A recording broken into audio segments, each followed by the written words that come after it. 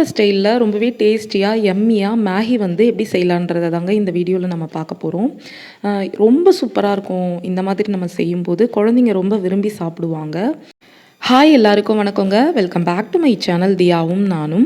வீடியோக்குள்ளே போகிறதுக்கு முன்னாடி நீங்கள் இப்போ தான் நம்ம சேனலை ஃபர்ஸ்ட் டைம் பார்க்குறீங்கன்னா மறக்காமல் சப்ஸ்கிரைப் பண்ணிக்கோங்க. பக்கத்தில் இருக்க பெல் பட்டனை கிளிக் பண்ணி ஆல்ன்ற ஆப்ஷனை கிளிக் பண்ணிக்கோங்க. ஸோ தட் நான் எப்போல்லாம் வீடியோஸ் இந்த மாதிரி அப்லோட் பண்ணுறேனோ அப்போல்லாம் அது உங்களுக்கு நோட்டிஃபிகேஷன் காட்டும். சரி வாங்க நம்ம இப்போ வீடியோக்குள்ளே போயிடலாம். மேகி செய்கிறதுக்கு ஸ்டவ் பற்ற வச்சு பேன் வச்சுருக்கேங்க. தேவையான அளவுக்கு நம்ம எண்ணெய் ஊற்றிக்கலாம். எண்ணெய் நல்லா ஹீட் ஆனதுக்கப்புறமா 1 ஸ்பூன் அளவுக்கு உளுத்தம்பருப்பு, 1 ஸ்பூன் அளவுக்கு கடலைப்பருப்பு இது ரெண்டுத்தையும் போட்டு கலர் சேஞ்ச் ஆகிற வரைக்கும் நம்ம ஃப்ரை பண்ணிக்கலாம்.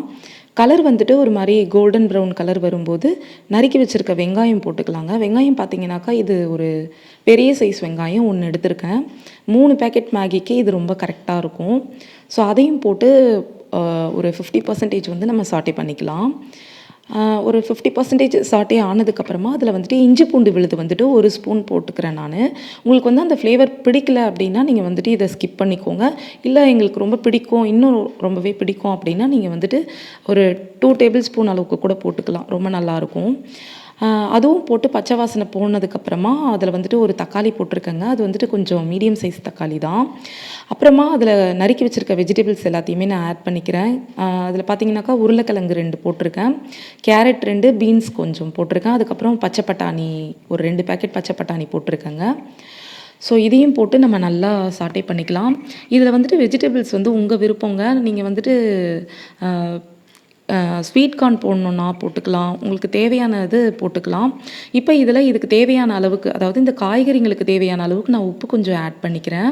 இதை வந்து நல்லா ஒரு 2 பெரட்டிட்டு 3 பேக்கெட் மேகி சொல்லியிருந்தேன் இல்லைங்களா, அதில் வந்துட்டு 1.5 பேக்கெட் மேகி மசாலாவை வந்து நம்ம இப்போவே ஆட் பண்ணிடலாம். ஸோ அப்போ தான் வந்து அந்த மசாலா வந்துட்டு வெஜிடபிள்ஸ்லலாம் நல்லா கொஞ்சம் ஏறி இருக்கும். நம்ம வந்துட்டு தண்ணி கொதிக்கும் போது போட்டோம்னாக்கா காய்கறியில் வந்து அந்தளவுக்கு மசாலா ஏறி இருக்காது. அதனால தான் இந்த மாதிரி பண்ணுறோம். ஸோ இப்போ 1.5 பேக்கெட் அளவுக்கு அந்த மேகி மசாலா போட்டுட்டு இதில் வந்துட்டு ரெட் சில்லி சாஸ் வந்துட்டு நான் கொஞ்சம் ஆட் பண்ணிக்கிறேன். ஒரு ஸ்பூன் அளவுக்கு ஆட் பண்ணிக்கிறேன். உங்களுக்கு வேணும்னா நீங்கள் வந்துட்டு மிளகாய் தூள் கூட ஆட் பண்ணிக்கலாம். ஏன்னா வந்து காய்கறிங்களுக்கு கொஞ்சம் உரப்பு தேவை இல்லைங்களா, அதனால் இன்னும் ஸ்பைஸியாக சாப்பிடுவோம் அப்படின்றவங்க கொஞ்சம் எக்ஸ்ட்ரா கூட சேர்த்துக்கோங்க. க்ரீன் சில்லி சாஸ் இருந்துச்சுனாலும் நீங்கள் சேர்த்துக்கலாம், ஒன்றும் பிரச்சனை இல்லை. ஸோ இப்போ இதை நல்லா பெரட்டி விட்டுட்டு இதில் வந்து தேவையான அளவுக்கு நான் தண்ணி ஊற்றிக்கிறேங்க. 3 பேக்கெட் மேகி இல்லைங்களா, ஸோ அதுக்கு தேவையான அளவுக்கு நான் தண்ணி ஊற்றிக்கிறேன். இப்போ ரிமைனிங் இருக்கிற 1.5 பேக்கெட் அளவுக்கு மேகி மசாலா இருக்குது இல்லைங்களா, அதை வந்து நம்ம ஆட் பண்ணிக்கலாம். இதில் ஆட் பண்ணிவிட்டு அதை நல்லா மிக்ஸ் பண்ணி விட்டுடலாங்க.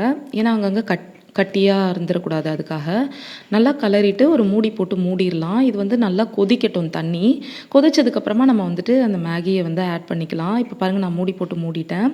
நல்லா தண்ணி கொதி வந்துருச்சு. ஸோ இந்த ஸ்டேஜில் வந்து மேகி வந்து நான் வந்து அப்படியே கவர்லேயே கொஞ்சம் உடச்சி வச்சுருக்கேன், அதை நான் அப்படியே போட்டுக்கிறேன். உங்களுக்கு வேணும்னா அப்படியே நீங்கள் முழுசாக கூட போட்டுக்கலாம். முழுசாக போட்டால் அது அப்படியே ஒரு மாதிரி எடுத்து சாப்பிடக்குள்ள ரொம்ப கஷ்டமாக இருக்குன்றதுனால நான் இந்த மாதிரி பண்ணிக்கிறேங்க. தண்ணி வந்து அந்த மேகியில் நல்லா மூழ்கிற அளவுக்கு இருந்தாலே போதும். ஸோ இப்போ வந்து ஸ்டவ் வந்துட்டு லோ ஃப்ளேமில் வச்சுட்டு மூடி போட்டு திருப்பியும் மூடிடலாங்க. லோ ஃப்ளேம் இல்லைனா மீடியம் ஃப்ளேம் இதில் வச்சுக்கலாம். ஹை ஃப்ளேமில் மட்டும் வைக்காதீங்க. ஒரு அதான் அப்பப்போ வந்து கொஞ்சம் திறந்து பார்த்துக்கோங்க. ஒரு 5 மினிட்ஸ் இருந்தாலே போதும். நமக்கு மேகி வந்து நல்லா பொலன்னு சூப்பராக ரெடி ஆகிடும்.